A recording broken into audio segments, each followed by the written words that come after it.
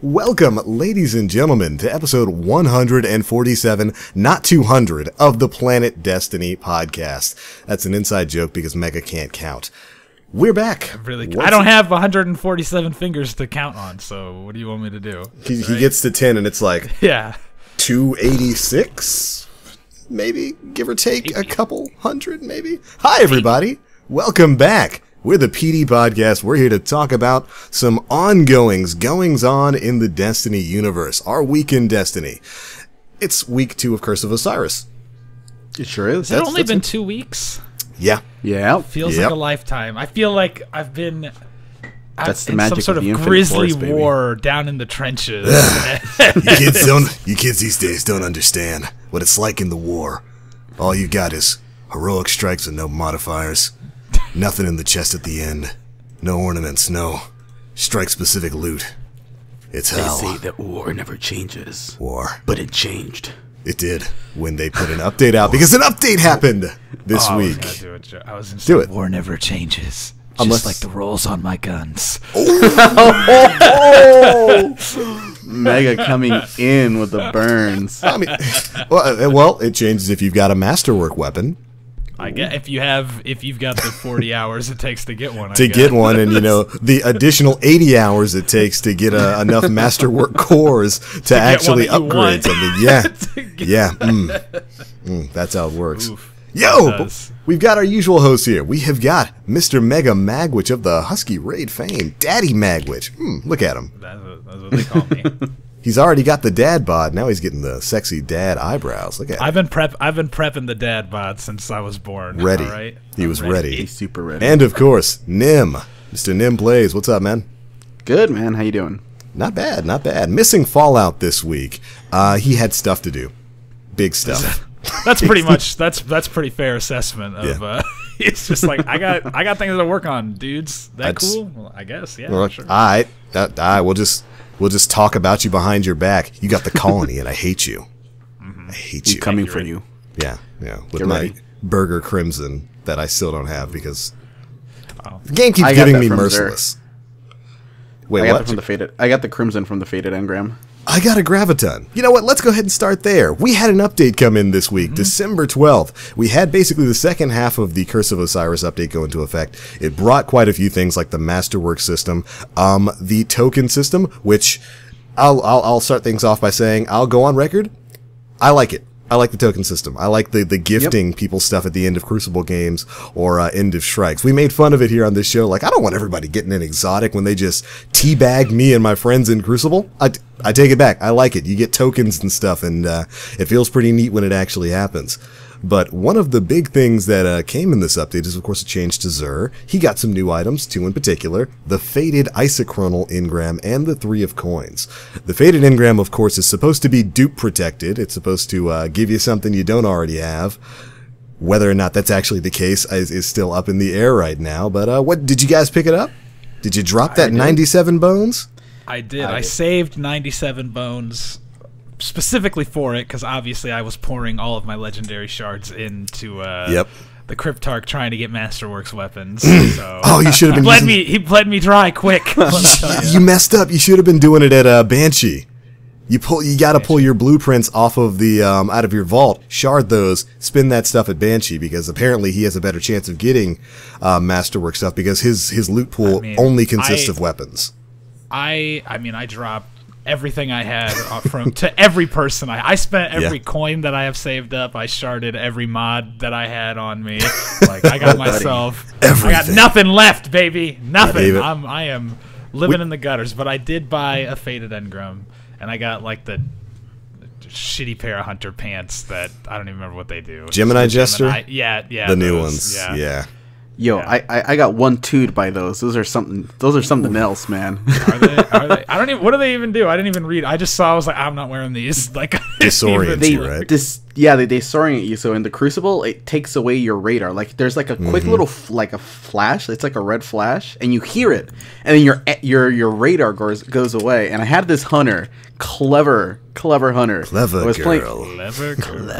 creature. Anyways, he does the effect of the Gemini Jester, and he's using a quick fang. So my radar is gone. I hear him go invisible. Oh no! And I'm just like, oh no, oh no, where do I go? The next thing I know, he just comes off from like the side and just like ends me. It was pretty funny. You forgot the one rule, Nem.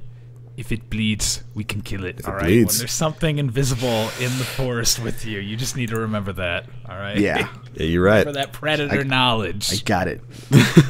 Well, I mean, I'm glad you got something. You got something decent, Nem. I got the Graviton forfeit out of it, which is neat. You know, that just came back with Curse of Osiris. It's got a brand new ability because Shade Step is, of course, a universal thing across hunter classes now. So it worked. I didn't have Graviton forfeit. Now I do. I was hoping for like a Crimson or a Colony or something, but them's the breaks when it comes to RNG in Destiny. Yeah. So yeah, you know, and I wanted to say something that's really changed. First week after Curse of Osiris, I thought, okay, this DLC's, it's okay. It's an okay DLC. Not quite convinced it's worth the price tag if you're somebody who's a little bit bored with Destiny 2, as it were. But I do have to give them props that they solved a couple of problems. One of those problems being no reason for legendary shards. Right. Who still has legendary shards in their inventory now? I've certainly been spilling them all on Zur for the broken 3 of coins, to try to get Masterworks, all that kind of stuff. And that's good, you know. I found myself actually playing Destiny 2 this week, not on stream, not for a video, not for a guide or any of that kind of stuff, but just because I wanted to grind for something. I wanted to get some Masterworks up so I could shove it into the positive outlook. Wow. What a perfect He name. discovered his love for the game, people. Yeah, my love for the grind, as it were. The grind. And so, you know, I mean, why don't we talk a bit about some of the things that came in this update and how exactly it's impacted our play. And I know, me personally, I like the Masterwork system. I've had a week to play around with it. I like it. It's good. It's I like that there's basically no cooldown on the orb generation. Yes. It's just kill, orb, kill, orb, kill, orb. And remember, it is the baby orbs that it's I the baby mentioned. orbs. Yeah, yeah, it is baby orbs. So, but that's it's still significant in like. It still helps when you have like a full fire team. Then they're using Masterworks. So it's like, and I am. Eventually, it's going to be amazing when everyone has all Masterworks weapons. Yeah. Oh yeah. Currently, for me, it consists of me just getting fusion rifles that I shard immediately to try to get Masterworks cores. I think I've gotten like 2 fusion rifles, 1 sniper rifle, and an SMG, and like that's it for me. And I started all of them hoping I would get that lucky like 3 cores to drop out of one of them, so I could. Still haven't seen it. No. Really? I don't think it exists. I still haven't seen the 3-core drop. And you know, this is something I'm going to throw out at chat. I want to see what everybody, because it seems like with the Mastercore or Masterworks weapons, it seems like it's always a specific weapon type that keeps dropping, and I want to know what type of useless weapon everybody keeps getting as a Masterwork. For me, I keep getting kinetic sidearms. Like, I've gotten 3 in the past day and a half, and I'm so butt frustrated about it because I hate these things, and like I can't keep I can't shove it into anything because I want the Masterwork core, and I keep getting Masterwork cores, but I've got nowhere near enough to shove it into an actual weapon that I want to use it on. Mad about it. That's I've actually been pretty lucky with the Masterwork drops. I've gotten quite a few of them. One of the prophecy weapons actually dropped as a Masterwork, but I've seen that.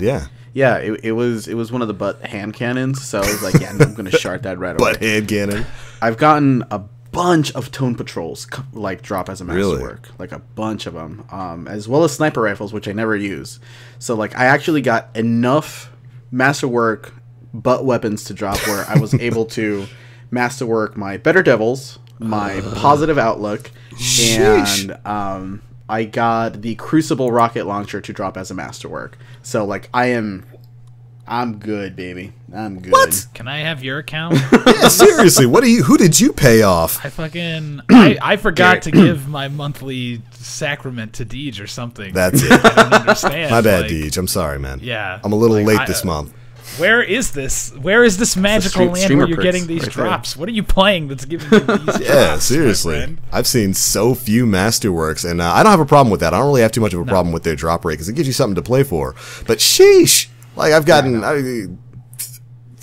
What are you doing to get these guns? Here's the thing, though. I think that like the Masterwork like system is really focused more towards the like hardcore players, because I know that they drop a lot more in raids and the raid layer. Yeah, absolutely. So if you do those, you have a much higher chance for it to drop there.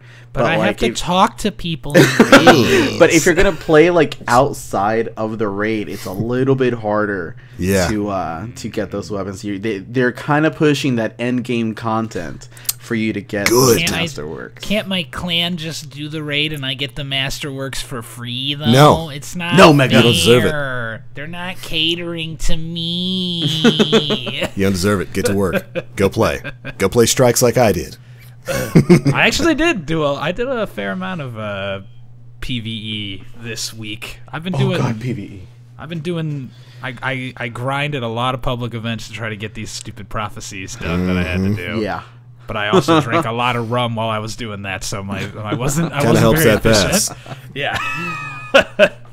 But I'm digging the Masterwork system. I like the really it makes occasionally a drop is exciting for a change. Yeah. Occasionally now I'm like, oh, there's something special about this one. See that yellow glimmer on the outline? It's like, ooh. Got it. SMG with extended magazine booster. Yes. That's what I wanted. Bullets. Just what I wanted. Two extra shots. Oh. Yeah, overall, I think it's a pretty good system, and it's I think it's a positive change towards Destiny. I think it could be expanded upon greatly. I think there should be other types of Masterworks that have a different perk other than just generating orbs on double kills, and I hope that's going to be the direction they take moving forward. And I'd love to see Masterworks on armor. I think they said that they were working on that, right? There's a little... There was a pretty strong hint, Yeah. I do believe, from Chris Barrett on Twitter. Yeah. Somebody asked him about whether or not we could get a Masterwork system for armor, and he said, I'd like that too. Yeah. Wink, wink, wink. It's not a stroke. I'm actually winking. So I think that's a pretty strong indication that might be the case, and that's good because it's a good system. It gives you something to grind for. It kind of helps with the Mega just died. There we go. There we did it. We fixed it, everybody. We pushed in a patch update and we fixed everything. Don't worry, it's fine now. Planet Destiny stream is going to be down from 10 a.m. to 4 p.m. Pacific. So unless we pull it up 4 hours early, 30 minutes after we take the servers offline. This is Planet Destiny patch 1.1.1. Oh no. But what were we saying? The Masterwork system, Masterwork's right? armor. Masterwork armor. Yeah, Masterwork's armor. And what would that be? What do you envision? I hate to sound pessimistic with this, but bringing back some of the perks we lost from D1, like raid-specific perks. Bonus super energy on killing minions of the darkness, maybe something like that. Mm-hmm. We've already got mods that give you stuff like reduced cooldown for your melees, your abilities, and your grenades and stuff. So I think they could bring back some of the better things like faster reload speed on all primaries or all secondaries. I love that stuff. Yes. Yeah. Hoping. Give me that. That'd be cool. And like I said, personally, I don't know what you guys think, but I would like to see the Masterwork system expand for weapons, because the double kill to get orbs is super cool. When you've got, like you guys said, when you've got a full team of people with Masterwork weapons just chaining kills, it supers all across the strike. And I noticed at the very least, at least 2 additional supers in pretty much all the heroic strikes that I was running when using Masterwork weapons, which is fun, People like to use their supers. Running heroic strikes in 2017 like they're a thing. Yeah, that was this man. Yeah, you're right. But I mean, what else am I gonna do? Well, I guess you needed something to use your 3 of coins in, right? Yeah, because that's a thing that's totally working exactly the way it should. Working as intended. So yeah, Allegedly 3 of coins. Not. Those are live, but apparently they're not working. Now, I actually can't say anything to this because I haven't used them. I bought a couple of 3 coins. I haven't really used any of them. I keep forgetting that they're a thing. So have you guys run into any problems with them? I haven't used them either. No, nope. That's all I haven't used them. I bought 2 of them and I completely forgot that they were a thing. 3 coins are for casuals who can't earn their exotics through a real grind. So you didn't even use 3 coins money, please. It's a protest. That's right. No, but I've seen people in the Husky Raid Discord complaining about it, like running like 20 strikes and not getting an exotic to drop. Like, that seems a little excessive, even without 3 coins. So super rough. And I mean. And at the very least, Deej did come out with a tweet earlier today, I do believe, basically saying that they've heard the community cry that 3 of coins might not be working the way they are supposed to be. They're investigating. They're going to get back to us sometime tomorrow. I want to say, if I'm remembering that tweet correctly. So yeah, they know 3 of coins aren't working. So if you've tried them, you went the entire 4 hours of playing the game and didn't get a single exotic drop, they're aware. I can't speak authoritatively on that because I haven't used them. I'm off getting exotics the real way. Exactly. Look, playing the game. Nightfalls? Man, it's all a conspiracy. It's all a conspiracy by Bungie to steal our legendary shards from us. All right, that's this game. They owe us as the players. I want my legendary shards back. Yeah, that was literally like 10 worthless guns I had to get rid of, okay? I feel robbed. It seems like we went the opposite way this time with 3 of coins, because when they first came out... you're getting way too many. In the good way. Like, they gave you just way too many exotics. Like, people completing the Taken King collection of exotics, like, within hours. Within hours of the DLC coming out. Yeah, everybody just camping out. There's a buddy of mine in chat right now, Black Fox. Do you remember, man? Us just camping out, spamming the House of Winter's Kell story mission, killing that guy over and over and over again. Yeah, that was good times. Good times. Right. But to be completely honest with you, I don't think 3 of coins should be in the game in general. You still don't think so? I still don't think so. I still think that, like, even without them, like, there's just still plenty of avenues to get exotics. I feel like all they're really going to do is just lower the normal drop rate and make 3 coins basically be the previous drop rate. That's going to be it? Exactly. Yeah. Oh, no. So it's like, because it's just a thing I got to remember to activate. They really reduced the amount of exotics that drop now from public events. I'm sure you guys have noticed that. Like, they hardly drop now. And I'm sure when the 3 of coins start working, it's going to be to that same value as to when the game first launched. Do you think that's going to be the play? Yeah, I think that's going to be the effect of the 3 of coins. Yeah, because they dropped fairly often. They did drop fairly often in the base game, and I've noticed that with public events. Like I think I've gotten 1 exotic from public events since Tuesday, and that's definitely way less than what we were getting before. I think I've gotten 2. Wow. One a Darcy, and the other one was a prospector. So. Cool. Thank you, Lord Jesus, for your favorite guns. Yes. Yeah, can I get some salt in the chat, please? And I could see that happening with them changing the drop rate for exotics with 3 of coins, because I was a little bit worried when they announced that 3 of coins were coming back, because that kind of streamlines the ability to get exotics. There's already not that many exotics in the game, and the only way bumping up the drop rate of exotics would work is if they are going to flood the game with a much larger loot pool. Or else, with guns like that, you're going to start getting dupes real quickly, and people are already experiencing that with the base game right now. So I could definitely see that happening, with them reducing the drop rate for exotics from public events and then bumping it up to the 1.0 drop rate with the 3 of coins. That's the kind of thing I could imagine happening. Definitely. I actually had that experience. Remember how we were talking? Oh, I'm sorry, Mega. No. You go, baby. When I had a Crucible match where we all ended up getting exotics, and they decrypt immediately, like right then and there. Yeah, I've seen that. Yeah. Yeah, they decrypt immediately. I think I got transversus steps out of it, but I was like, that's not Ophidian aspects. I already got them. Ooh, I got those this week. Yeah, great. I do not take them off of my Warlock. That is clearly the best exotic in the game for Warlocks, and there is no reason to take those things off. It's good to have your melee range back. I have a warlock now. I haven't actually played the warlock. Oh, one of my friends was like, "You want a warlock? I'll make you a warlock, baby." And they signed on and they ran did all stuff of the for story. you? They did all the story missions. That's a real friend. Warlock, yeah. That's a true friend. That's commitment, dude. I can now play warlock for the first time in Destiny 2 since the beta. So props to that person. Have you played it all? Story.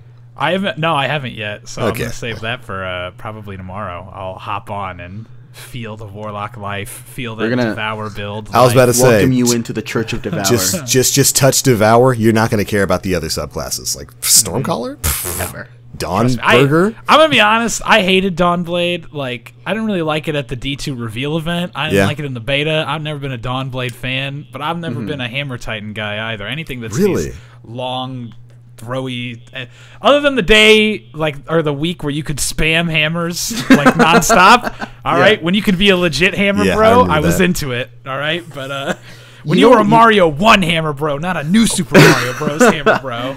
Okay, spam that thing. What's weird is that on console I can't use Dawnblade effectively. Like, I consistently whiff my shots, but on PC I find myself running Dawnblade almost exclusively. Really? Yeah, it's weird. Like, it just feels so much better personally on PC. I don't know what it is, but I can just run it better there. Might just be the frame rate. You can spin and move faster on PC, and that kind of helps with aiming the swords and all that kind of stuff, especially when you're stuck in midair.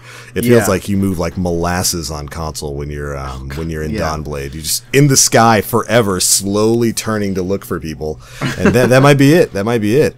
Most likely, but yeah, it feels better. But just to comment on something you said there, Mega, for Sunbreaker Titans, I've actually been playing Sunbreaker all this week on my Titan, and I have come to love it. I am convinced now that Sunbreaker is like the sleeper class. Somebody's been reading from the book of Swain. I don't know. I guess so, Swain. Swain, your beautiful stash has finally convinced me. You and a buddy of mine, Radiant Duke, shout out to that man, big mod. They convinced me to run on Sunbreaker, and I have just been absolutely loving it. Hammer Strike build for days is just such a fun way to destroy all kinds of bosses and strikes. The Hammer Strike build, comboing that with like Celestial Nighthawk, has basically saved me in 3 Nightfalls this week, where I was 2-manning it, and it got down to like the last minute. The boss has half its health left, and it's just like, all right, let's go. Hammer Strike, Celestial, dead. Wow. Feels good. If I will sing the praises of the Hammer Strike Sunbreaker build. I recommend it to anybody out there. Just go get it. It's a little weird since you have to shoulder charge to activate it now, but watch what you can do to bosses, especially if you're coordinated with people. They've got their supers. It's super duper fun. I literally don't think I've ever equipped Hammer Titan in Destiny. Really? I play Titan all the time. I've never even clicked on the button for it. I'm not sure if the tree that you're using, is that the one where the hammer like explodes into multiple like little like mini explosions on hit? I think that might be the bottom tree. Okay, because I know that bottom tree is fantastic for PvE. Like that thing does some real damage too. It's not bad. It's not bad at all. And I'm a little sad I slept on this class for so long. But yeah, when I'm on Titan, I'm just running Hammer Bro and making everybody's lives easier. Just well, you probably slept on it because you were living in the age of pulse grenades being better than anything else in the game. So. Yeah, yeah, you're right. You're right about that. But so there, we're trying new things here on the Planet Destiny podcast. It's good. And I hope you enjoy the beauty that is the Winter's Guile Devour build, Mega. You won't go back. I'm excited to try out the Warlock. I in the last months of Destiny 1, I enjoyed playing a Voidwalker. When I first bought Destiny, Warlock was the thing I was most interested in playing. But I knew nothing about the game, so I was just like, they look magicalist, and I like magic. So I was like, I want them. And I played Voidwalker, was like one of the first things I ever really like. I made a hunter for our YouTube stuff, but I did like Voidwalker was the first thing I made like for me, and I played it and whiffed so many Nova bombs immediately, and I was like, all right, this isn't for me. But I got back into it. I gave it another shot, and I really do like Nova Bomb, but they kind of you know, a man who hasn't seen a lot of Warlock play, all I saw was the initial like announcements of Warlock, and I was like, well, it looks like they kind of did my Nova Bomb dirty, so what am I even gonna get out of this? But I've watched enough Fallout and enough Jova Rated, shout out to them, to convince me that it's worth a shot. All right. It's fun. So TBL, tell us, what else is happening in the world of Destiny coming up? Well, we did get ourselves a short and sweet This Week at Bungie. But more importantly, that This Week at Bungie nowhere, was... By the way, can I say that? That This Week at Bungie came out really early? It did, and I like weird. that, because I got to read it well before I had to go to work, which is good. I appreciated that, Bungie. Do more of that. Do more of that, please. And you also made it super duper easy for me to cover, because the This Week at Bungie was really short, but it had a couple of really interesting things in it, like The Dawning, coming back next week starting December 19th. We've got an article for that we'll cover in just a little bit. But more interestingly, in my opinion, we got a comic. We got a webcomic coming, baby. Yup. We've got the Fall of Osiris detailing that man's history. Kind of cool, man. Yeah, kind of cool. An interesting step backwards. Think so? Into the Destiny. Not in a bad way. Don't get me wrong here, but an interesting way of just doing grimoire cards a different way. Yeah. Very interesting to me to just put lore online instead of in the game in a different way, in a more accessible way. I think a comic is a much smarter way to handle it. Yeah. But yeah, I think it'll be cool. I think it's a cool idea. Cool. I'd like it if they got community artists to do it. I think that would make it really cool. If they got somebody like Watermelon Exo to draw it or something. Like, I love that guy. That would be amazing, I think. I think they should reach out to more content creators to like maybe make lore for them. Like, I don't know, maybe reach out to some well-known machinima makers and have them like act out some grimoire cards or something. I don't know. Just something like that. I don't know off the top of my head who I'd pick, but I think that's a good idea they should do. I think we've got an idea. And I mean, the interior art for the comic is done actually by a Destiny fan. Zay Carlos, I do believe, is doing the interior art for the comic, so they did get a bit of a community person for that. But yeah, you know, I'm waiting for Bife to take this, make an animatic out of it, and then send me an email. I'll do all the voices, all of them, right now. Easy money.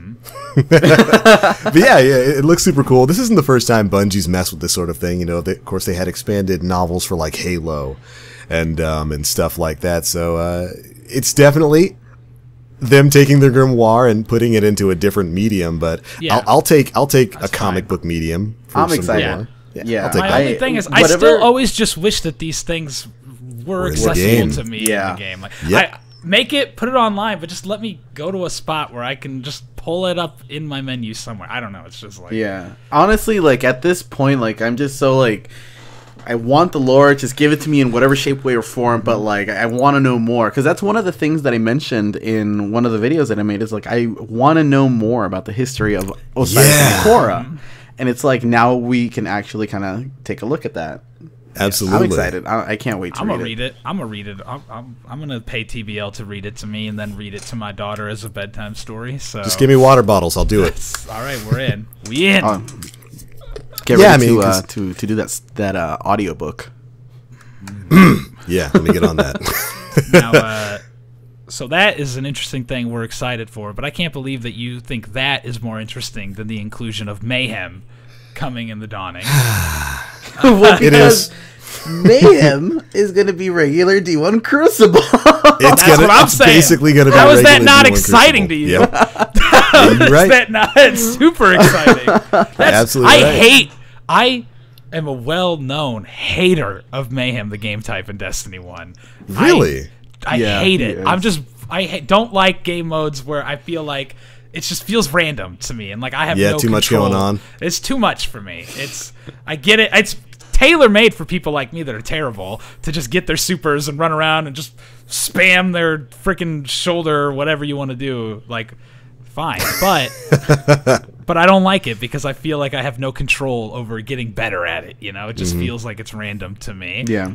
But Destiny 2, bumping up all those numbers just gets me closer to Destiny 1 times. Yeah, I'm down with that. All right, I'm down with that sickness. Oh man, and that's basically what Mayhem's going to be. for Destiny 2. It's basically you're going to get more than one super match is the qualifier for Mayhem when it comes to the Crucible in Destiny 2. But yeah, it's coming back in the Dawning event. Now, they didn't really explain too much about it. I get the feeling it's probably going to be a seasonal event, like it's probably going to go away when the Dawning ends. I really hope that's not the case. Yeah. But I get the feeling it's going to be tied to the event itself. I think that's super weak, and I do agree that's going to happen. I think that's weak as hell to give us a game mode that was a regular occurrence in the previous game and try to make it into a special event. Like, I don't know. That's weird to me, man. That's like if you introduce Rumble as like a special event. Be like, what the hell? Rumble was just a game mode. It was in the base game. Just give me the shit that I had before. Don't be like, hey, remember how you used to like this? We're not going to give it to you, but we'll let you play with it for a little bit. Like, don't jingle the keys in front of me and then throw them away.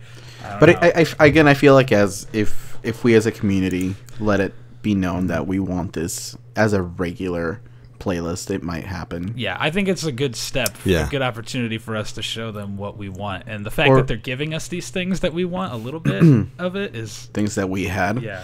Gotta buy the DLC. Yeah. Oh, God.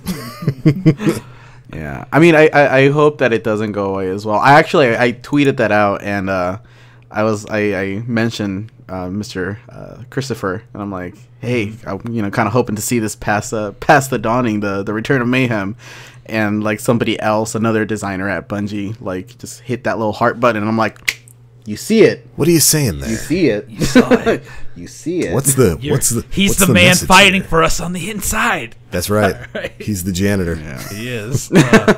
Thank you, sir. Didn't we? So we got Mayhem announced, right? And Mayhem was announced. Was it Trials report, or was it like Dim or somebody? They were data mining, and they found in the game Mayhem, Rumble, and like an elimination. And if we now have had one of those things confirmed, that puts a lot more credibility on those other two things coming back as well to me. So what do we think about that as a possibility? That says to me, I mean, I hope so. I see no reason for it not to. What I would hope it means is that they're going to be changing the way they do their playlists. Yes. Because right now, we've got the two playlists. We've got quick play, we've got competitive, which is super simple, not great. Not everybody wants to play, 5 games of Supremacy in a row or 5 games of Control in a row. I want to play the game mode that I want to play. Yeah. That's all. Absolutely. Even when they broke down and lowered the playlist size in Destiny 1, they still let me play what I want to play. You could still pick Clash. Yeah. If your game mode sucks and nobody wants to play it, that doesn't mean force me to play it by shoving it in with other stuff, all right? Make it something I want to play. Don't just make it so I have to play it. Like, I don't know. So what do you think their solution to that should be? Because of course they simplified the playlist between these two modes, competitive and quick play. And obviously I think that doesn't really work, because some people just want to play Clash. Some people just want to play Control. So how do they rectify that situation? Do they just do kind of what they did with Destiny 1, where they have certain playlists available during certain weeks? Like one week you might have Supremacy, Clash, and Elimination. The next week it might be Control, Elimination, Rumble. Do they just go back to that? I'm hoping that seems like the best choice, just to kind of go back to that, play what you want playlist. I like that idea because it makes certain weeks more exciting, but I'm still I worry about those weeks that aren't exciting. Then I worry about those weeks where it's we got Mayhem everything. We got Survival and Supremacy. Oh, okay. Like, do I want to do this? Do I want to play this week? Go into the quick play playlist. That should have all of those on rotation. That's a good idea. Leave those quick play things that have all of them, but make it so you can special select. Yeah, have a subset. All right, I'm into that. It makes me. Then it calls into question what exactly Iron Banner's role is, other than to get some special loot. Iron Banner's in a weird spot right now because it's lost a bit of prestige, because of course there's light level. No longer a requirement. They kind of took that away, which was the entire point of Iron Banner. Power is relative in there. If you're going in as a light level 150 and you're faced with a 330 person, smacked. And yeah. so that's been taken away a little bit. I guess, you know, the only real difference there is it has different gear tied to it. Yeah, other than that, there's no game mode difference there anymore. Whereas at least with Trials, there's you know, there's some specific things about Trials that's separated from normal game modes. But even if Trials has nothing more than that win card, that's something that's different that Iron Banner just doesn't have. Especially since Iron Banner, I feel like, was originally supposed to be like competitive or whatever when it was kind of, and now it's just modes from Quick Play. It's just a quick play playlist. Literally not. It's just the quick play playlist, but you get to play what you want, and I just want that to be the whole game. So Iron Banner can just kind of shove off for all I care if it means I can just have what I want all the time. Yeah, it's kind of like, I guess what Iron Banner is now, and maybe, who knows, maybe it's designed this way. It's basically just a quick play playlist event, you know, sort of like how Faction Rally is a PvE kind of playlist event, or PvP playlist event. You get tokens and stuff from that too. There's nothing really too special about it, other than the fact that, oh, well, for this week you can get your chance at different looking gear. Yeah. That's it. I feel like it wasn't that in Destiny 1, you know. No. In Destiny 1, it had unique gear. It also had like high level drops. Like a great way to level up was to in-game play drops. Iron Banner. Yeah, yeah, that was like an end game thing. That's a weird change that Iron Banner has in D2. But that's again because there's so much more accessibility of leveling up outside of that. Like I feel like if they were to take like a lot of the, you know, like the public events and the heroic public events and put a soft cap on them, not a hard cap, just like don't completely just block out people from progressing, but like bring down the power level like gear that drops a little bit. So instead of like, let's say you're 260 and you've hit that soft cap, you know, you start getting armor a little bit higher but at lower intervals. So it's like 261 arms or 262 chest piece. Yeah, I'd like that. And then have Iron Banner come in where the soft cap for that is like 300. You know, and then once you hit that, you can play Iron Banner, still get some better power, you know, power level gear. And then if you want to go above higher than that, then you have your raid, and then you have Trials of Osiris. Because I mean, even with the token system, you're still gonna get, you know, stuff out of it, like whether you go to the lighthouse or not. Yeah, if you were in like the top power bracket right now, which is like 325 and above. I would like it if Iron Banner would drop stuff that was at 325 light. So if you put mods on it, it could go to a max of 330. That still leaves Trials of the Nine and the Raid to drop 330 stuff that can get you to 335. I think that's a good idea. That'd be a great way to handle it. Because right now, you know, you're just getting whatever the cap is for drops. So it's like, oh, well, I got this Iron Banner hand cannon, but it's like at 308. Yeah. Great. They changed all the systems, and they just kind of threw Iron Banner back in at us without really questioning how changing all the systems affected what made it special. You know, like it's just one of those things in the game where they kind of want us, I feel like, to just think it's special based on the fact that it was special in D1. Yeah, it's a relic of D1. It's interesting. But anyways, we'll be. Yeah, it's interesting. We'll be seeing if they change Iron Banner at all sometime in the future, because we're supposed to be getting one sometime soon. Maybe even within the next couple of weeks before January rolls around. So we'll see. Yeah. But moving on to this Dawning, this event was one of my favorites from the live team back in Destiny 1. Of course, you know, the tower sees a lot of changes. It sees an aesthetic change. They hang stuff all up over the place. Maybe Ava Levante will be seeing a return. We know she's alive. Bungie confirmed that. She's the one in charge of all these events. Get her in here. But we're going to be seeing some interesting stuff going on. First and foremost, snowball fights. They promised it back in the summer. It's finally coming. Go ahead and take a chance to read what they have here for it. Guardians aren't just arming themselves with weapons. There are snowball piles everywhere you look. In the tower and at the farm, you can tag your friends for bragging rights. In strikes, you can blast an enemy with a snowball to stun them and deal big damage. Stay frosty out there. I appreciate that, Bungie. I appreciated that line. Clearly for you. Yeah. Just for me. That was just for me. So yeah, you know, the snowball fights are going to be happening, and you know, it'll be like the soccer in the tower and at the farm. You can mess with other Guardians. But what I'm interested in, put it into strikes. Yeah. It would have been neat if it was just in the tower and whatnot, but ultimately I would have been like, what's the point? I'm not going to do it. Like you do it one time and that'd be it. Like nobody plays soccer anymore. Yeah. Yeah. So in strikes, you can hit them with enemies to stun them and deal big damage. I'm getting some real like Altarock Valley figures from this. That's a World of Warcraft joke. I don't expect anybody here to get it, other than Holtzman. I know you understand, buddy.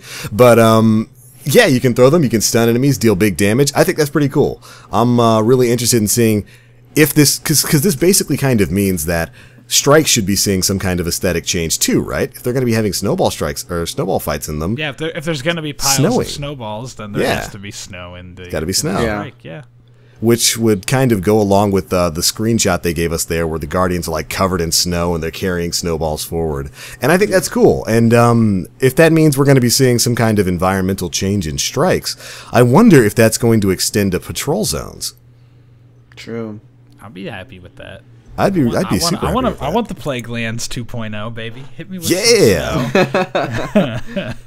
And yeah, because I'd love to see that sort of... We never got to see that sort of environment change until Rise of Iron came out, and we got the Plague Lands, you know, the snowy version of the Cosmodrome and whatnot. Yeah. And I think that's really cool. And, you know, if we're going to be getting that change in strikes, a lot of strikes take place, you know, they have parts in patrol zones. Are we going to be getting a snowy EDZ? Oh, that'd be so cool. That'd be neat. Are we going to be getting a snowy Mercury, guys? No. Oh! That's impossible. Traveler's alive. Anything can happen, man. Make it happen, Traveler. You're right. All I want for Christmas is a snowy Mercury. That way you can have, you know, at least a little bit of variety. What kind of I mean, there's no way a console could handle simulating snow on such a robust environment, all right? Such a large, robust environment. So that's way too big to fit snow on that. So that's got to be a PC exclusive thing, you know? With so many lost sectors and such mystery and intrigue in that vast, expansive patrol space. Mercury's small. It's very small. Yeah, but additionally, we got another section called Milestones of Winter. Engage in Crucible Mayhem or become Legend in Strikes and you'll be rewarded. Every week, complete a milestone for a Dawning Engram. Get in the giving mood with new consumables that give rewards to everyone you're playing with. If there's a specific Dawning item that you have your heart set on, prepare to get salty. Tess will refresh her inventory each week, enabling you to use your Bright Dust reserves for your holiday shopping. Thanks, cutie. Thanks, That's Tess. right. Thanks, baby. On one week or another during the 3-week event, you'll find every Dawning-themed exotic, ship, ghost, sparrow, or emote, and every Dawning-themed legendary armor piece on her shelves. So no worries, young pleb guardian, if you don't get lucky with your give milestones. Us every dollar you have. You can hand over that silver dust to Tess and get your hands on some of that awesome looking Dawning armor. Even no thing, because your boy Mega over here just dismantled every single legendary shader he had. So Making it rain. I'm flush with Bright Dust, all right? I realize they're all just sitting there anyway because of this new system. I never change any of my shaders anyway, so fucking burn them all, baby. Once you've got New Monarchy Diamonds, why do you even need other shaders? Exactly. What's the point? I was actually going to say is that, like, even so, like, with everything that at least you should have collected up until this point, if you dismantle it, you're going to end up with a good chunk of Bruh, are you trying to say this game is play to win and I could grind to get these things, Nem? All right, no. I want my games pay to win only. Get that. All right, That's right. I'm not taking that pay L. To win, baby. Get pay that L out of there. I'm not playing to win. Well, I mean, yeah, just you know, if you hey, listen, kid, if you're a little low on that Bright Dust, just shard your shaders one at a time. I like that. One at a time. First of all, because you can't shard everything at once, and it's so dumb. It is stupid. I like that. I do like that they're having her sell every item individually, so you don't have to play the old festival, the cost gambling. Right? Yeah. Give me. Here's the one that's gonna give Poppy that mask he's after. Nope. Ooh, just want my howl, and my fire mask, please. Yeah. But you know what? Oh, go ahead. No, you first. You first. I was just gonna say this. Like this, I like this method better than what we had back with Festival of that's what I'm saying. Just because, like, RNG. again, like you can if it's there, and you have the Bright Dust, you don't need to spend actual physical money, because I'm sure you have ghosts, sparrows, ships, and shaders that you can automatically dismantle and just use that to buy whatever, you know, she's selling. Yes. Rather than before, it was just pulling that RNG. I need like, these ships slot. that I have, Nem. What are you talking about? All right, I need my every ship last that one has of them. a slightly different symbol on it than my previous ship. Okay, And a slightly different spawn animation. bro. And yeah, you know, gotten rid of all that. I had to bring this up, of course, because you know it is. I thought it was a funny moment because Bungie has to say something about that to address, you know, the fact that all this stuff is going to be on sale. Every time he's Eververse. writing something about the Eververse, do you feel like Deej like just pulls out a bottle of whiskey and is like, "Here we go, let's just fucking get this over with, people." Because we you know, it has to be addressed, because you know that's going to be the #1 complaint when the event comes out, and you know some people are right to complain about it, but at the very least I will agree with you guys here. You're going to be getting that milestone, so you're going to be able to get dawning items at least once a week, and I think it's once per character per week. If it's not, I'm going to make a super angry video about it. But I do appreciate that she's going to have everything on sale, because that at least gives you the opportunity to get everything you want, rather than leave it all up to RNG. I think that was a real mistake with They Festival made it of the so Lost. you can pay a set amount. Like, there's a cap to how much you have to spend to get it all if you want to spend. It's not like well, I spent $300 and didn't get the thing that I wanted. That's the worst. Possibility of that.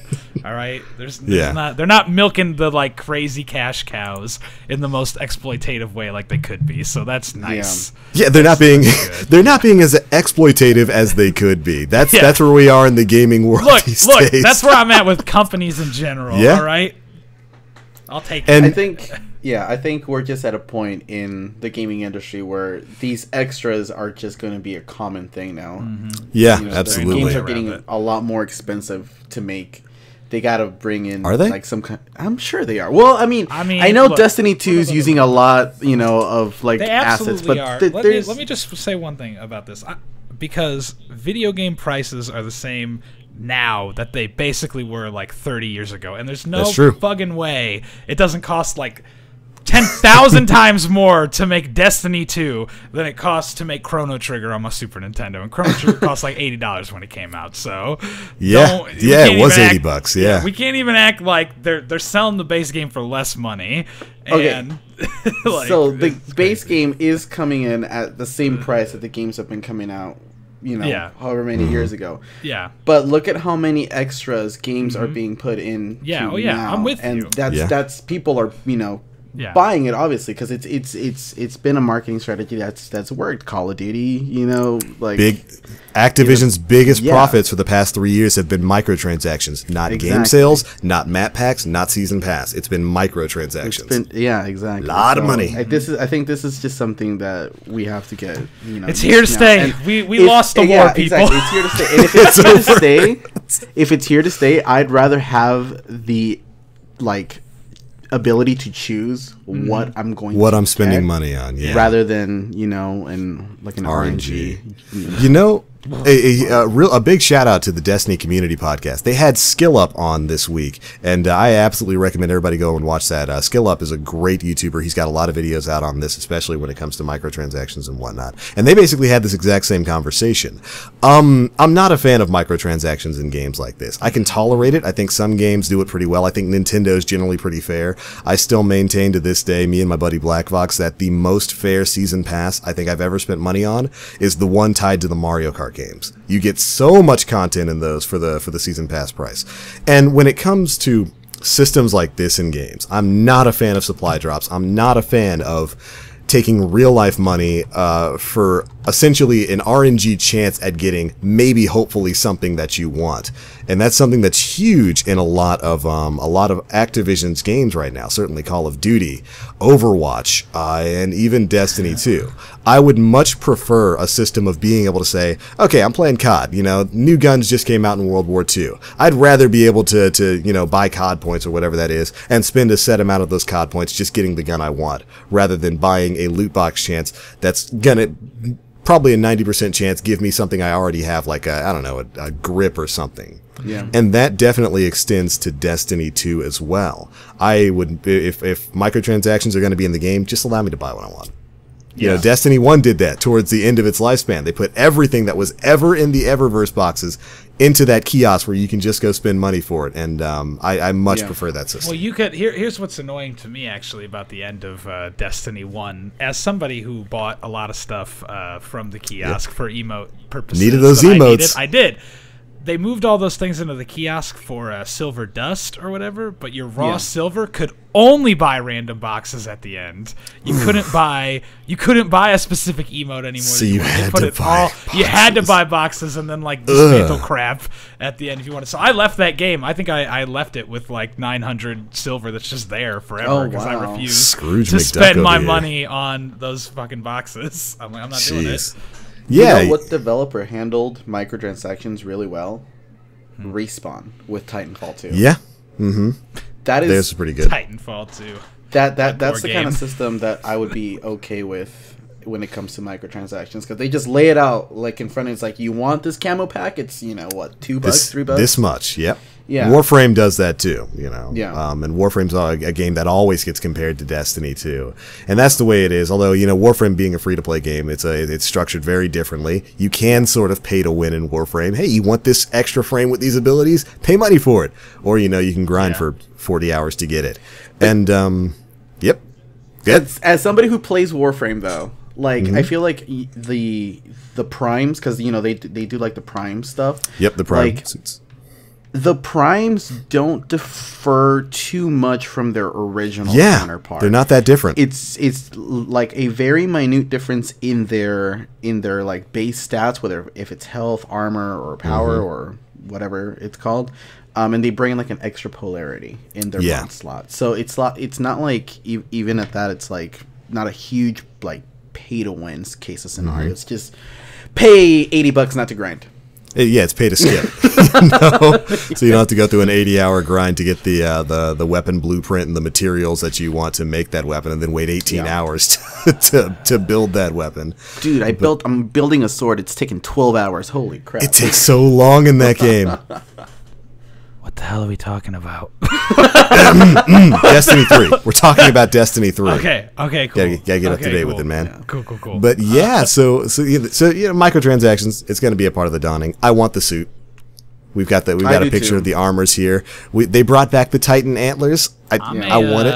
I want it. I'm not a fan of the Dawning armor traditionally. I've never liked most of the Dawning armor. I think it's the color scheme that gets me. I don't like the Dawning's periwinkle nonsense that it has going on. Periwinkle nonsense. It does nothing for me. I don't feel like a badass looking at that armor. I don't know. I think the only turnoff for me from the Dawning is those antlers. Really? You're not a fan of the antlers? Not a big fan of the. I like everything else on the gear. Like, it's really well designed, but it's just like those antlers. I don't know why. It's just like, what? I look at it. Especially the Titan set. You know, with the big reindeer antlers. I look at it and I say, I really wish there was an ornament that I could apply there that just does the Hellboy thing when his horns are complete and you've got the fire above his head. I want that. Just give me that, and I'm perfectly fine with the as Mega goes into an orgasmic look of just. I just love Hellboy. Hellboy's great. Hellboy is fantastic, and I'm looking forward to the Dawning. I think my problem with the Dawning armor has always just been it looks like very like it's my ornate, fancy going out occasion armor. Yeah, it's your fancy dinner armor. That's why it doesn't appeal to me. But I'm glad it's here. I love different designs. So Mega is going to be seated at table C137, and he's wearing the nice, beautiful antler set. Is that a Rick and Morty number? C137. You have to have a very high IQ to understand that joke. You gotta have a high. To be fair, you have to have a very high IQ to listen to the Planet Destiny podcast. You do, and we're just bringing it down. Physics. We're just bringing that IQ right down. That's what we're here for. We're here for that. Oh my goodness! I want to say one last thing about the Dawning that I feel like we can all get behind. Fallout was here. I'm sure he'd get behind the statement. Where's my SRL? Yo. There was an SRL. Curse of Osiris. What are you talking about? They set us up. I was right. like, this is a fucking SRL map right here. Where's that? Where it is. Where it at? Where's my going through the different time periods of Mercury SRL racing map? Where is my forklift? That would have been amazing. I never even thought about it that way. Like racing through Africa, then you jump go through the a freaking future. portal and boom, now you're in the future with tons of Vex dudes next to you. Oh, now I want it, Mega. God damn it. Did you just build a Destiny Diddy Kong racing map? Let's go. Why is that not a thing? Okay, so I think I said this on the PD video talking about the Dawning event. I was hoping for SRL to be announced with this because, of course, SRL was first announced with the Dawning in, what, like 2015? I think its first year it wasn't with the Dawning. Yeah, and I was really hoping that they would surprise us with that, and there's no word about it. And now that you just laid out the Infinite Forest racetrack going through different times in history, I'm super mad about it. I'm sorry. I didn't mean to make you mad, I'm super mad. What do you mean, Bungie? I know. That's such a golden opportunity. The best thing about Curse of Osiris is how awesome the art design was. So SRL is such a great chance to showcase that in a really fun way. Fine. Oh my gosh, there's so much potential there. And this ties into a conversation we had last week about the Infinite Forest and how there's so much more they could be doing with the Infinite Forest. And this is just another facet of that. I would love to. Man, now you got me thinking about different things you could do with the Infinite Forest. The possibilities. What was that one map in Destiny 1 that had the warp gates and like you could jump between the island and like back? Oh god! Oh my god! I know exactly. We all know what you're talking about. Yeah. What if we had a map that was like that in the Infinite Forest where you could jump between like a future and past side of like of the battlefield? You can't separate it because of course you can't have people in two separate spaces, but like you jump to one side, it's like boom, oh this side's all dark. Boom, this side's like Africa. It's beautiful. There's so many things they could be doing with the frickin' Infinite Forest, and I really hope that they Crossroads. Thank you, chat. I love you. I really hope they expand on that in the future because I feel like the Infinite Forest is such an untapped well that they could be doing so much more with than they do in the base of Curse of Osiris. And SRL is just one beautiful part of that. Oh, I want that so bad now. I know. And I also have a bias because I love ugly SRL shaders so much that I want them. Ugly? I want to be a hot racing boy, baby. All right? Shimmer was the greatest shade. I had that on for like the better part of a year, man. You think I was wearing the real shaders? I'm that guy who was wearing the neon highlighted shaders nonstop. The super hot pink and like super bright purple shaders. The Yo, pink man. Power Ranger, that's where it was at. Yeah. All right. That's it. And the armor sets that were with SRL. You were that sleek. Stuff was so good. You were sleek. You got the freaking like the hunter cloak with the race lines coming off. The race lines coming off. Looking straight out of Sentai. Shout out to the raiding rangers, my group of SRL dressed people who ran every single raid in Destiny dressed in SRL stuff. Beautiful. You guys are the best. Raiding rangers. Beautiful. Wasn't Crossroads the Crucible map? Yes. Pretty sure the map that you were talking about in SRL was the one on Mars. No. I thought. No, I was talking about the Crucible. He was talking about the Crucible map. Yeah. Oh, I thought you were talking about. We can bring that up too, though. The Mars one was good though. You did do a lot of launching in that one. You're correct about that. Yeah. And the other thing, if SRL comes back, we get Trick Sparrows again. So give me back Trick Sparrows. Something else that's missing. All right. You took away my favorite thing about traveling around was doing spinny shit on my Sparrow all the time. So. Bungie, do it. Don't make me fight you. I'll fight you. Why wouldn't you do it? Just do it. I thought about ripping my shirt. Thought about just going full Hulk Hogan and just giving it to him, but no. Listen here, Get your Bungie. Vitamins, brother. All right, brothers. I had enough of this garbage. I'll be the second half of your superpowers. Ooh, yeah. I'm the cream of the crop on the SRL tracks. You can't see me. You can't catch me. The only sight you'll ever get is the back of my boosters. Yeah, I want it. We want it. All right. Are we mad about for that? Are we ready for questions now that we've... Whatever. I don't care. I know, right? Mad about it. He's super done with it. I want SRL back. But yeah, it's time for questions, everybody. If you guys want to send in a couple of questions, we'll answer them for you. What are you guys thinking? I've got some questions for you, chat. What are you thinking of Curse of Osiris 2 weeks in? I know a lot of people were a little bit lackluster on it on week 1. Now that you've got the Masterwork system in place, and a couple of things worth grinding for, in my opinion. Has your opinion changed? Want some gear worth grinding for. Serotonin actually had a really good question earlier on, and I was like, I got to remember that for the Q&A part. He asked, would we as gamers feel better about being charged $90 for a complete game rather than have micros? So, the way I look at that Don't is... I already do that when I buy the collector's edition that has the... I'm already doing that. Yeah, Mega's right. Base price of Destiny 2, $60. Expansion pass was $30, $90, and you got Destiny, Curse of Osiris, and whatever the spring DLC is going to be. And yeah, I'd pay $90 for that much content. I'm definitely down for that for like some games. Like, yeah, it depends. If they can find a way to work in microtransactions to lower the cost in a way that isn't like wild predatory. To me. Yeah, like I mean, like some games it just doesn't matter to me at all. Like Overwatch is all it sucks. It's all loot boxes that are random, but I'm never gonna buy one because I just don't care about anything in any of those loot boxes. Yeah, I want my Zenyatta to look like a nutcracker. No, I'm not gonna spend money to make it happen. So. That looks spooky, by the way. I don't like Nutcracker Zenyatta. He's weird. He's creepy looking. Yeah, I know.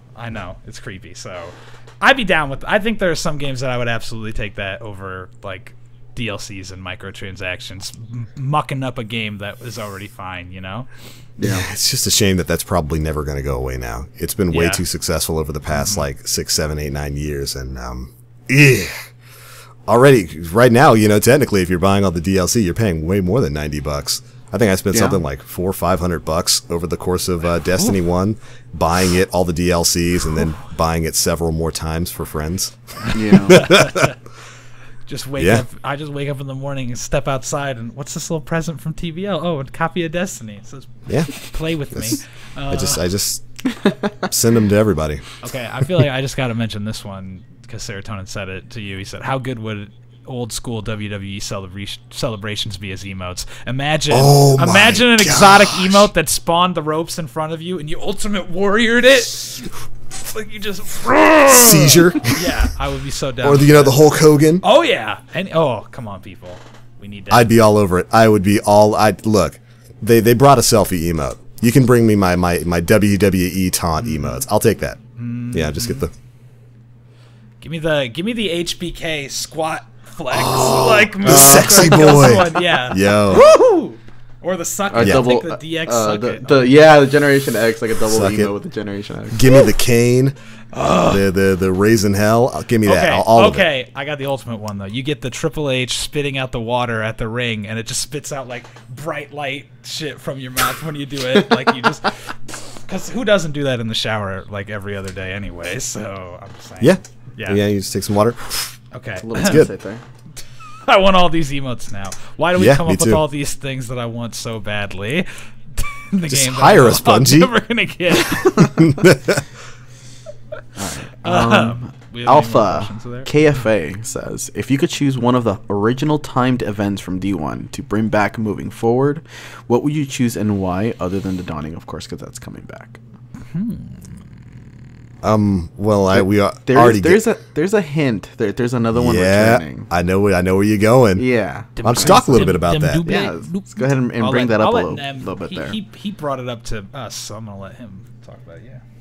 So recently, Datamined was 4 different ornaments with a particular little DLC logo or event logo up in the top left-hand corner, which looked to be like Crimson Days coming back. Yep.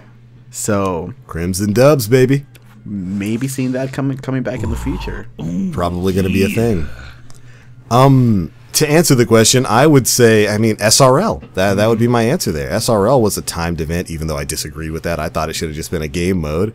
But I'd love to see that event come back. Absolutely I need that event to come back. Agree, because that not only is SRL just a fun event in itself, it's always one that I feel like leads to a lot of like fun community events too, like racing league stuff. Like that stuff is always really fun, those charity streams for it. So I think it's a huge missed opportunity to not have it in there. I mean, yeah, it's still there in D1, so like it is still there in D1. Just saying. Private matches D1. I mean, the original Halo 1 pistol's still there in Halo 1, but I'm not fucking going back just to use it. Actually, I have a question for you, for the both of you. Yeah. Okay. Dark Below, $20. Curse of Osiris, $20. Which one did you guys feel like you got your money's worth on? You can't ask me this question because I didn't play Destiny when the Dark Below was out. So you missed out. Yeah. TBL, what do you think? That's a really good question because I think they're the two most comparable examples for DLC when it comes to Destiny. People who are thinking that the Curse of Osiris story, being about 2, maybe 3 hours at the most, or 1.5 if you're running it on your second time and know what to do. People who think that's short should go back and play Dark Below because that was like 4 story missions and then boom, the raid. My answer is a little bit skewed because I enjoyed Destiny Year 1 more than any other time in the history of Destiny, so I'm trying to balance that out here. I think you probably get more value out of Curse of Osiris just with all the things that have been added in, but I don't know. I think I prefer. I think it's probably my Year 1 bias talking, but I think I prefer Dark Below. I'm gonna put it like this for TBL. All right. Curse of Osiris is like buying a moderately sized house in a bad neighborhood, whereas whereas Dark Below is like getting a cozy house in a very nice area. In a good neighborhood. That's a great way to put it. That's a great way to put it. I think for me, Curse of Osiris does bring story-wise. I mean, it did bring a little, the raid layer, but it brought a little bit more story compared to Dark Below. But I really like what Bungie did with Dark Below and the week before Dark Below when the Crota started popping up out of nowhere. People were getting the Crota swords on patrol. They were really hyping, Crota was coming to the game, and like they built it up exactly, as opposed to Curse of Osiris, which is like, bam, there you go, it's there. There it is. I really that's a really interesting choice by Bungie as well, because I'm pretty sure that was something that was universally praised. Yeah. When Dark Below is getting ready to come out and suddenly these swords of Crota pop up on the planet, it's like, oh man, you take them out and they drop the sword. It's like, I'm gonna go fight that fallen walker tank with this sword, and it's awesome. Yeah. And then the same thing before House of Wolves came out. Suddenly you see these wolves prowling and they're dropping scorch cannons all over the place, and it's like, whoa, never really seen this before. That's a really interesting thing that I didn't think about with Curse of Osiris. Is we didn't get those new things invading the world that we've gotten with like every other DLC. And that's such a great way to self-advertise your upcoming platform content. And it's like, why wouldn't you keep doing that? That was so creative. I can't really think of too many other games out there that lead into their DLC with stuff like that. Yeah, and Jesse in chat right now brings up a fantastic point with Rise of Iron and the space aids. First of all, fuck that space herpes. All right, space aids. Because I wasn't even like, we were actively filming something that we had shot half of at the time, and we were like, nobody play anything, because if you get that, we're done. Like, it's ruined. We don't know when it's going away. So that we were mad about it. Little things like that stirred the community, and they're got everybody talking like, well, what is it? What could it be? Like, like what's going on? And like, I feel like that's something they've abandoned in it is coming forward. And I mean, they have a really good. They had a good opportunity with like the time traveling Vex to pop up in places where they normally don't belong, or just opening little portals here and there, and like they've always done that. So it's really weird that they're not doing it now. I don't know. That was one of the coolest things about every DLC, was that the world changed with it. It felt like the DLC had impact because everywhere was being affected by it. Yeah. Whereas this one is just, now I can go to Mercury if I want, I guess. It feels like it's its own separate contained thing, right? Yeah. The DLC it's very separate. What's up with that? Blades of Crota and the roaming wolves weren't DLC locked. Interesting. Yo, Big Squeak, you can keep those Taken Blights. I was not a fan of that popping up in my beautiful world space. Keep that garbage away. Yeah. But Taken might have spawned a little too often. A little too often.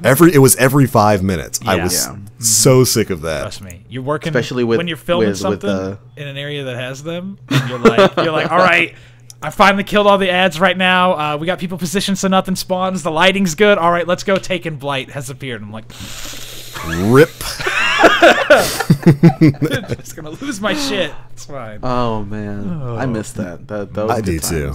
Oh yeah. I hope that's something they go back towards, because it seems like something so small and so simple. Yeah. But what a great way to both advertise your upcoming content and build the hype for it. Yeah, exactly. What a great way to do that, and I can't think of why that's not a thing going on before DLCs and after DLCs. 'Cause remember, the wolves prowling persisted afterwards, and swords went away, but the wolves persisted, and I really wish that were a thing that would come back. Yeah. God, that was so cool. Destiny 1 is so cool. Such a cool game.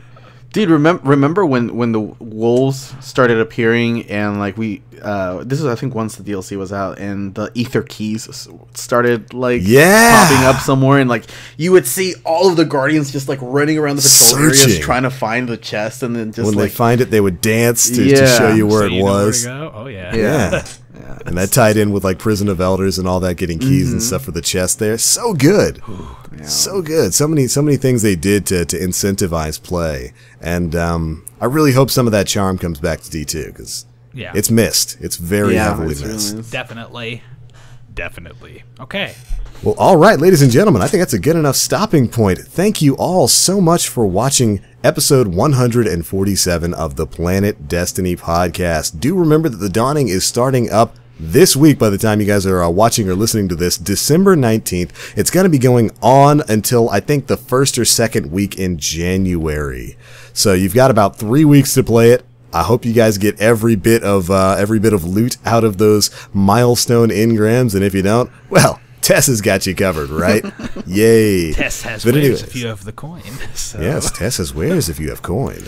But we're going to go ahead and get on out of here. But before that, we're going to let you know where you can find us across the internet and what we've got coming up this week. Starting with you, Mr. Mega Magwitch. Who are you? What do you do? What? Who's this guy? Who's this guy? You can find me at youtube.com/huskyraid, where we make machinima and dance videos, and we just released the season finale of our machinima series, and Daddy's free until Bungie decides to throw some custom games in, if they ever do. So Rip. You can actually catch your boy at twitch.tv/megamagwitch, where I will be dancing in a Care Bear onesie tomorrow at some point, and getting wild to celebrate breaking 100 subs on Twitch. So Buck wild. We getting subbing. Crazy. We getting crazy, folks. So make sure you tune in. Come hang out with me. I'm lonely. What about you, Nem? Where do we find your pretty little mug? You can find me over at twitch.tv/nemplays, as well as the channel you're currently on at. And you know what? All this talk of Destiny 1, I think we're going to have ourselves a Destiny 1 stream tomorrow here at PC. Yeah! I think that's going to happen. I'm down with that. Dare he? I'll watch Dare he? The madman. It's still fun. Go back and play it. It's still super duper fun. I've been thinking and of course, you should. I mean, it's a weird experience to do, but you should. You should go back and play it. It's got a lot of fun to it. But, and of course, I am the Black Link. You can find me pretty much everywhere on the internet. Twitch, Twitter, YouTube, all at the Black Link. Or right here on the Planet Destiny Twitch page, where I do stream 2, 3, 4 days a week. Usual stuff. But alright, that's it for episode 147 of the Planet Destiny podcast. Thank you guys so much for watching. Thanks so much for listening. And we'll catch you guys next week.